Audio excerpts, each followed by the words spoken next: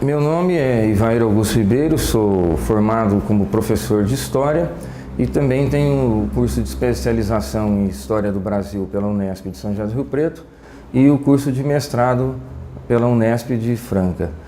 Ocasião em que pesquisei a história do Núcleo Municipal da Ação Integralista Brasileira e a sua atuação em Olímpia e também a questão do discurso antissemita que foi propagado na Olímpia dos anos 30. Há quase 20 anos venho pesquisando a história de Olímpia, que é riquíssima em material, uma época em que Olímpia tinha uma importância histórica muito grande, principalmente no estado de São Paulo. E a história de Olímpia ela começa no século XIX, mais precisamente no ano de 1859. Houve o início da colonização de Olímpia por elementos vindos de Minas Gerais, que atravessavam o Rio Grande, né? O primeiro deles, Antônio Joaquim dos Santos, ele chega a Olímpia com 60 escravos. Como as dificuldades de comunicação eram grandes nessa época, provavelmente esses escravos ultrapassaram a Lei Áurea de 1888. Esses indivíduos eles vão se deparar aqui com uma terra totalmente despovoada, porque os índios que habitavam esse território, os guaranis, acabaram migrando para outras regiões do estado de São Paulo, em virtude de uma seca devastadora seguida por inúmeros incêndios. Então, dentro da perspectiva que os índios são nômades, eles abandonam a região de Olímpia antes mesmo da chegada do homem branco. Joaquim Miguel dos Santos é outro indivíduo importante para entender a história de Olímpia. Ele vai fazer a doação das terras que vai compor o patrimônio de São João Batista. O que algumas pessoas talvez não saibam é que o quadrilátero que forma a cidade de Olímpia, a gênese de Olímpia, ela pertence a São João Batista, né? Na verdade, o santo é que tem a propriedade desse território que é a origem de Olímpia. Para fazer uma planificação da cidade, elaborar um plano urbano para a cidade, nós temos, aí entra na nossa história, o engenheiro John Reed, de origem escocesa, e que vai então desenhar o primeiro projeto urbanístico de Olímpia. E interessante também que há uma ligação entre Olímpia e Campos do Jordão, porque o John Reed, ele tanto vai fazer isso em Olímpia como também em Campos do Jordão. O início da existência de Olímpia, por volta do ano de 1903, é bastante complicado e angustiante para os poucos moradores aqui. Isso porque a cidade regional, a mais importante cidade da nossa região, era Jaboticabal. Nem Barretos, nem São José do Rio Preto, nem Bebedouro ofereciam, e Catanduva ofereciam condições para o abastecimento daquilo que os primeiros habitantes de Olímpia necessitavam. Então era necessário percorrer uma longa distância até Jaboticabal para buscar os produtos essenciais. Interessante que essa viagem durava cerca de 3 dias. Então, quando os olimpienses, os primeiros olimpienses necessitavam adquirir bens que aqui não eram produzidos, tinham que viajar 3 dias em lombos de animais. A cidade vai ter uma grande guinada a partir de 1910, quando o governo do estado libera o plantio do café. Esse plantio estava proibido até essa data para que não houvesse uma superprodução de café. Então, em 1910, a zona de Olímpia é liberada para o plantio de café. E dessa forma abria-se a penúltima fronteira do sertão paulista, que a última vai ser lá para o lado de Jales, Fernandópolis, Votuporanga, etc. Em 1914, outro fato importante para alavancar a economia da cidade. Chega finalmente a Olímpia a linha férrea, que era na época o grande diferencial de desenvolvimento das pequenas cidades pelo interior do país. Em 1914, a estrada de ferro São Paulo-Goiás desembarca em Olímpia, e isso vai alavancar o progresso da cidade. Outro fator importante em 1915, chega a Olímpia um cafeicultor que vai se tornar mundialmente famoso, o italiano Geremia Lunardelli. O Geremia Lunardelli era um italiano que veio para o Brasil com a família para colher café, e ele vai percorrendo uma trajetória muito interessante, sempre aprendendo sozinho. O Geremia Lunardelli era um autodidata, nunca frequentou escola. Ele vivia em Sertãozinho quando soube que a zona de Olímpia estava aberta à produção de café. O Geremia é convidado por um grupo de cafeicultores para vir conhecer Olímpia, e quando ele chega aqui, ele se apaixona pela localidade e adquire sua primeira propriedade de café, né, a Fazenda Paudalho. Da Fazenda Paudalho, ele adquire a Fazenda Gema, que tinha cerca de 480 mil pés de café e casas para 70 famílias de colonos. Isso dá uma dimensão de como a Fazenda Gema se constituía, na verdade, um núcleo importante para toda a região. O Geremia Lunardelli, ele tinha uma visão de mercado que outros cafeicultores para a época não tinham. Logo quando ele chega aqui, no ano de 1918, uma geada devasta a produção de café. Diversos produtores vão à falência, vendem suas propriedades. E o Geremia Lunardelli, também atingido por essa geada, né, a queda da produção de café, ele vai no sentido contrário, né? Ele procura comprar mais fazendas, porque na ideia do Geremia Lunardelli, se naquele ano o café tinha apresentado um declínio, né, no outro ano a safra compensaria todo o investimento. Então ele vai até os capitalistas ingleses em Santos, né, que trabalhava com a importação do café, e pede dinheiro emprestado e adquire a Gema. E é interessante, assim, repetindo, o Geremia Lunardelli nunca frequentou escola, né, mas ele foi presidente da Câmara Municipal de Olímpia, foi prefeito de Olímpia e sempre recusou qualquer tipo de condecoração que viesse contrariar a situação do Brasil, que era uma república. Ele nega a condecoração do governo fascista do Benito Mussolini em 1929 e mantém-se fiel à terra que o acolheu e na qual ele vai se tornar o maior rei do café do Brasil, com cerca de 18 milhões de pés de café. Em 1962, o Geremia falece aos 77 anos de idade. É interessante que o olimpiense tem que reverenciar o Geremia, porque se hoje temos a Santa Casa, um percentual enorme de responsabilidade pela construção do prédio e o funcionamento da Santa Casa nos anos 30 deve-se justamente ao Geremia Lunardelli, que foi o maior benfeitor da Santa Casa. Uma coisa muito importante é que o café vai ser o fator determinante na projeção de Olímpia no cenário estadual e nacional, apenas 14 anos após o início do plantio de café.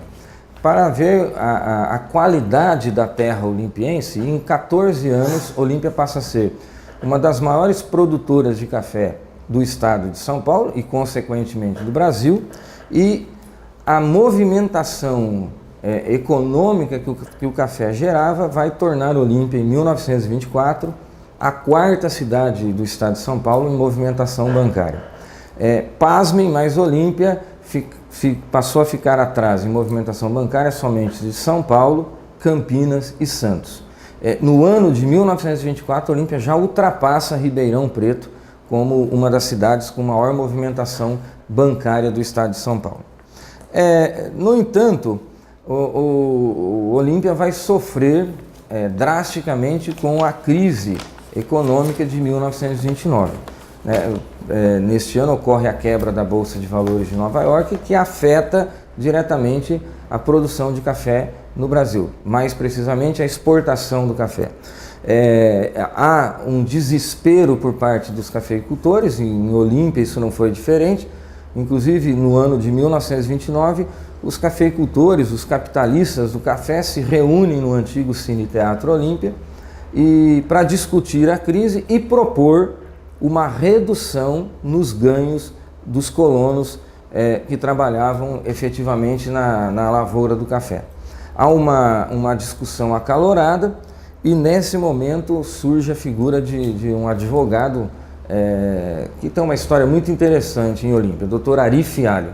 O Dr. Ari Fialho, ele provavelmente foi um dos poucos intelectuais, homem de letras, que vai fazer oposição em Olímpia, né? Ele vai defender os interesses dos colonos e vai conseguir, através da sua eloquência, do modo de falar, ele vai conseguir convencer os cafeicultores a não reduzir drasticamente o ganho dos colonos. Mas é interessante que via-se de longe montanhas de café sendo queimadas em Olímpia, né? Isso, lamentavelmente, ocorre por todo o estado de São Paulo. E Olímpia entra junto nessa crise de 1929. Bom, um outro fator importante é a Revolução, né, a ocorrência da Revolução Constitucionalista de 32. Olímpia, como a maioria das cidades do estado de São Paulo, ela vai se mobilizar no sentido de enviar voluntários para lutar contra o governo provisório de Getúlio Vargas, e Olímpia também vai constituir o seu batalhão patriótico. Esse batalhão patriótico, formado por jovens olimpienses, vai se estabelecer, vai se entrincheirar na fronteira com Minas Gerais, mais precisamente na cidade de Sem, que à época pertencia a Olímpia. Esse batalhão permanece ali, né, para evitar uma possível invasão das tropas federais oriundas de Minas Gerais, mas na realidade esses combatentes nunca entraram em nenhuma batalha com os mineiros.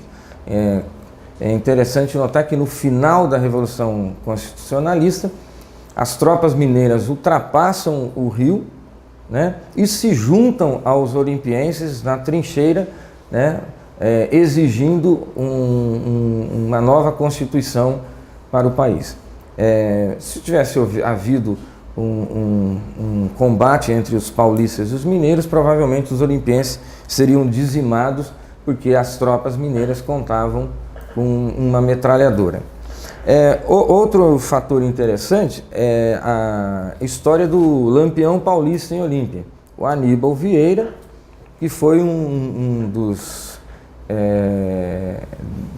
assassinos, indivíduo que cometeu o crime mais procurado do estado de São Paulo. Inclusive as notícias sobre o Lampião Aníbal Vieira ultrapassavam as fronteiras de Olímpia. Os jornais Folha de São Paulo, Estado de São Paulo, estavam sempre mencionando as fugas espetaculares do Aníbal Vieira, que acabou sendo morto em Minas Gerais numa emboscada. Interessante também que pouca gente sabe, o Aníbal Vieira ele vai lutar na Revolução de 32, né, em busca de um perdão para os crimes que ele havia cometido. Alguns julgam, a exemplo do Lampião do cangaço no Nordeste do Brasil, o Aníbal Vieira também vai ganhar indivíduos que sustentam a sua inocência, né, que o veem como um justiceiro, e outros que vão classificar o Aníbal Vieira como um bandido comum, né? O que se sabe pela história é que, na verdade, o Aníbal Vieira nunca matou alguém ou usou da sua capacidade criminosa de prejudicar alguém que fosse inocente. Então, fica aí esse dilema se o Lampião Paulista Aníbal Vieira era um indivíduo justiceiro, voltado para o bem ou para o mal. Bom, Outro fato importante é que no final da Revolução de 32, aquelas pessoas que estavam comandando, presidindo a cidade, aquele grupo de indivíduos que estava mantendo a ordem em Olímpia, com o fim da Revolução de 32, quando São Paulo se rende às tropas federais, eles todos vão fugir da cidade. Com medo de serem presos, eles vão fugir. E a cidade fica completamente abandonada. A cidade fica acéfala, ou seja, ninguém vai comandar a cidade, até que um comício é organizado no Largo da Matriz para que se definisse o que faríamos com Olímpia a partir de agora. Então, uma comissão provisória é formada para dirigir os destinos da cidade até que o governo federal nomeasse um interventor para o município de Olímpia. Bom, entre os anos de 1934 e 1937, a cidade de Olímpia vai viver o clima que era típico nos anos 30, tanto no Brasil como na Europa, que é aquele embate entre duas ideologias consideradas salvacionistas, né? Um mundo em crise, capitalismo, democracia, liberalismo em crise, vão surgir duas vertentes políticas que vão povoar o imaginário popular como duas que poderiam salvar o mundo da barbárie, da decadência moral e etc., né? O fascismo na extrema direita, originário da Itália, de 1922, e o comunismo, né, à esquerda, representado principalmente pela antiga União Soviética. Então, esse embate ideológico vai ocorrer em Olímpia. Claro que uma cidade conservadora, encravada no sertão paulista, vai predominar a ideologia de direita. Então, principalmente na movimentação da Ação Integralista Brasileira, que foi o maior movimento de tendência fascista que existiu no Brasil. Mas era comum ver na praça uma discussão entre os poucos comunistas que existiam aqui e aqueles que se simpatizavam com o fascismo. Inclusive aqui foi constituída o Núcleo Municipal da Ação Integralista Brasileira, que vai reunir diversos indivíduos da cúpula intelectual de Olímpia. Advogados como José Benedito Nino do Amaral, seu filho, que é o fundador do núcleo daqui, Rui do Amaral, Silviano Pinto foi um famoso advogado, também era integralista,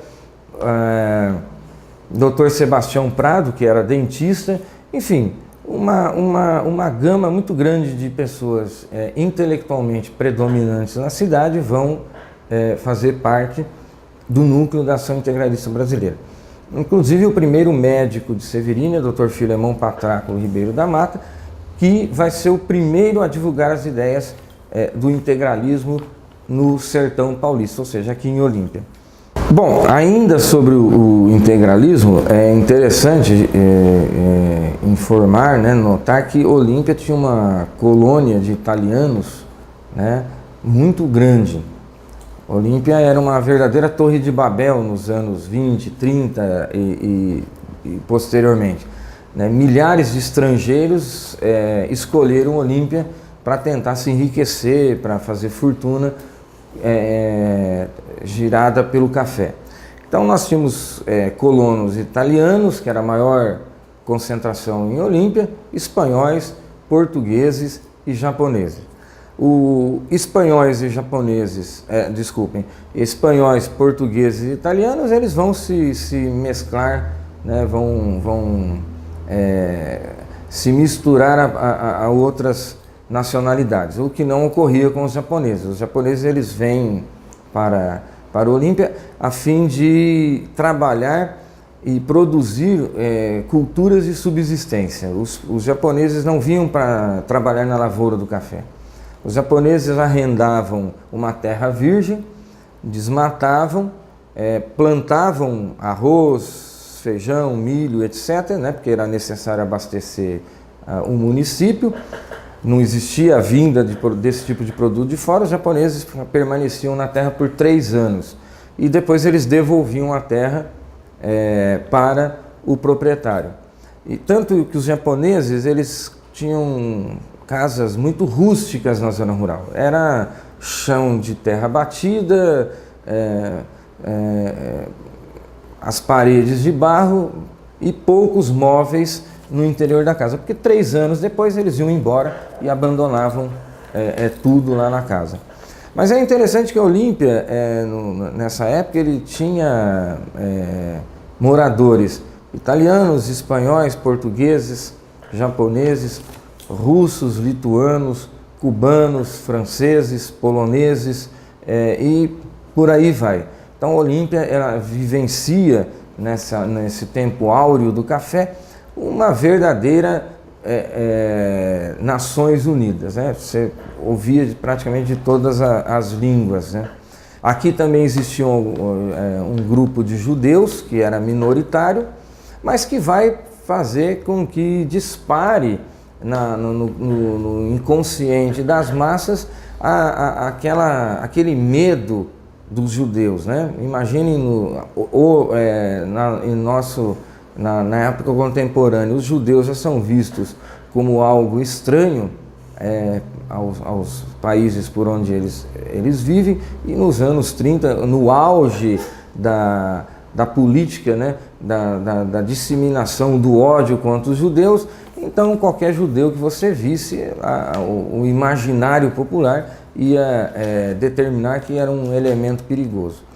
Inclusive, falando com um senhor, ele lembra que um judeu tinha uma loja em Olímpia e as crianças não passavam na calçada, porque a lenda dizia que os judeus apanhavam as crianças, tinham um alçapão onde as crianças iam pegar o doce oferecido pelo judeu, caíam num fosso através desse alçapão para serem usadas em rituais posteriormente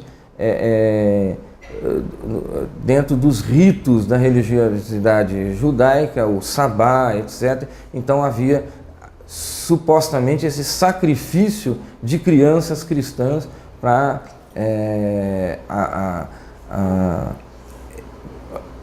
fazer esses rituais que as pessoas imaginavam que os judeus fariam. E diante de tudo isso, contagiado pelas notícias que vinham de fora, de perseguição aos judeus, principalmente pelo nazismo alemão, várias pessoas vão publicar artigos no jornal Cidade Olímpia atacando os judeus, né, associando os judeus a todos os males que estavam ocorrendo no mundo naquela época, e associava os judeus à maçonaria, ao comunismo. Então existiria essa tríplice aliança entre judaísmo, comunismo e maçonaria para destruir a civilização cristã. Tanto que Olímpia vai ganhar uma política, né, inúmeros indivíduos que vão exaltar o ódio aos judeus, que vão reforçar essas ideias oriundas de fora, de que os judeus tinham um plano universal, né, tinham um plano já arquitetado para o domínio universal. Então isso está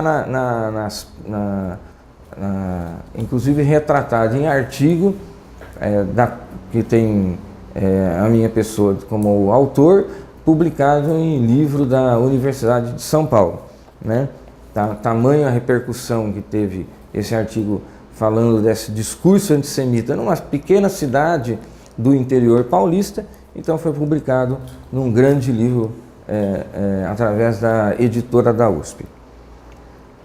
Bom, a eclosão da Segunda Guerra Mundial na Europa em 1939, ela vai mais cedo ou mais tarde afetar a vida de todas as pessoas, inclusive em Olímpia, né? O racionamento de gasolina, que vai obrigar os carros a adaptar-se ao gasogênio, né? E Olímpia vai sofrer a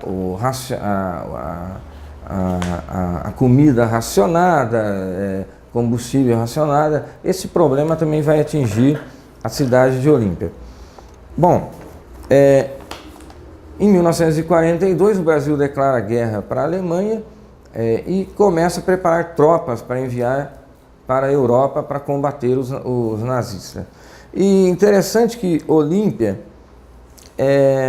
nós teremos 20 olimpienses que vão integrar a Força Expedicionária Brasileira, que vai lutar na Europa. Bom, houve uma grande comoção local na antiga estação ferroviária para saudar os pracinhas olimpienses que foram se incorporar à Força Expedicionária Brasileira e posteriormente, em 1944, partiram para a luta na Itália. Eu vou até citar os nomes desses combatentes, porque são quase esquecidos pela história local, mas são indivíduos que a gente tem que reverenciar pelo fato de que eles estiveram na Europa combatendo as trevas do nazismo. Então, quem esteve presente na campanha pelo Brasil na Itália? Ademar Ribeiro da Luz, Adriano Esponquiado, Altino Egídio, Américo Alves da Cunha, Aniceto Cavazana, Armando Ribeiro Luz, Antônio Carlos Entreforte, Carlos Ripoll Maia, o Dirceu da Silva Batista, Eduardo Quesada, Esperandil Cristófalo, Jerônimo Tomás da Silva, João Sanches, Leonildo Porcinato, Luiz Cucato, Manuel Arguinelles, Osmar de Almeida Luz e Humberto Balbo. Nenhum desses olimpienses tombaram mortos na Guerra Europeia. O cabo Américo Alves da Cunha, ele recebeu a medalha de sangue, que era concedida pelo Exército Brasileiro aos mortos e feridos em combate. E existe aqui uma fala do radialista, Dr. José Carlos Seno. Ele é convidado a fazer um discurso quando da entrega da medalha a esse olimpiense que foi ferido durante os combates na Itália. Ele disse o seguinte: se todos nós presentes a esta memorável comemoração do Dia da Pátria, homens, mulheres e crianças, arrancássemos os corações do próprio peito e num assomo de gratidão entusiástica os atirássemos aos teus pés, nem assim teríamos pago a nossa grande dívida para com os moços que, como tu, partiram um dia de Olímpia, com a missão sublime de defender a honra da Mãe Pátria, ofendida na sua integridade e na sua dignidade. Bom, ainda sobre a opulência do café, Olímpia ele vai receber uma grande notícia no final dos anos de 1950. A Petrobras, que havia sido recentemente criada pelo governo de Getúlio Vargas, pelo segundo governo de Getúlio Vargas, ela começa um projeto de prospecção de poços em diversos lugares do estado de São Paulo e do Brasil. É interessante que em Olímpia e Pirajuí foram as duas primeiras cidades do estado de São Paulo e uma das primeiras do Brasil a receber a Petrobras para a perfuração de poços de petróleo. Então a Petrobras esteve em Olímpia em 1958, A Petrobras desconfiava da existência de petróleo no solo olimpiense. Uma empresa americana, a GEL, ela vai ser contratada para promover a perfuração. Ergue-se uma torre de 60 metros de altitude, de altura, e começa-se então a perfuração do poço. 1.800 metros depois, a empresa decide lacrar o poço no início de 1958, porque não havia encontrado indícios de petróleo, a não ser a água quente, que mais tarde, em 1987, vai dar origem ao clube Dr. Antônio Augusto Reis Neves, popularmente conhecido por Termas dos Laranjais, e que vai transformar a Olímpia de uma economia agrária a uma economia que, além do agrário, agora incorpora o turismo à sua história.